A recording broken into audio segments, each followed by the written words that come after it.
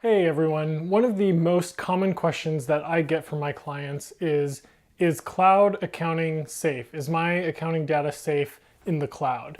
So today I'm going to be answering that question. My name is AJ Stockwell. I'm a licensed CPA and a small business accounting and finance expert. Today, the hot topic in accounting seems to be this concept of cloud accounting. It seems like there's a huge push to get everyone into the cloud.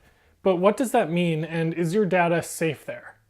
Well, the cloud refers generally to the internet, specifically when your data is stored on servers that aren't in your office.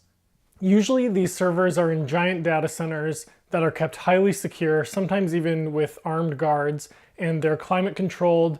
Usually they're in parts of the world or the country where they don't see a lot of natural disasters. They also usually use redundancy, which means that your data is actually stored on multiple servers, so that if something happens to one, you never even notice. The data on these servers is kept safe using what's called encryption, which is the same technology that banks use and that email uses. So most of us have already worked in the cloud for years now because email is technically in the cloud and it's secured in a very similar way. So in some ways, your data might actually be even more safe in the cloud than it would be if you just stored it on your local computer or at your office. So I talked about these big data centers that might have armed guards or at least are very highly secure.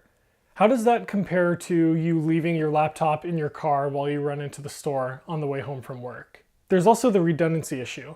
Even if you are still using a desktop accounting platform like QuickBooks Desktop, you're hopefully still backing up your data to the cloud. Remember, something could happen to your computer, or your office or home could get broken into, or you could have a fire or flood, and then you would be at risk of losing that data. So no matter what, you pretty much need to have your data backed up somewhere, and the cloud is usually the best and most secure place for that. Of course, nothing is 100% secure, and technically even data stored in the cloud could get hacked, but it's very unlikely, especially if you're using a reputable company such as Intuit with QuickBooks Online, or a company like Box or Dropbox or that kind of company. So the two big risks in cloud accounting are actually that your login information could be compromised or that people could have improper access permissions. So here are a few tips to make sure that your online accounting account is as secure as it can possibly be. The first tip is to use a password that you don't use anywhere else. So this should be a completely unique password that you only use for QuickBooks Online or whatever online accounting system that you use.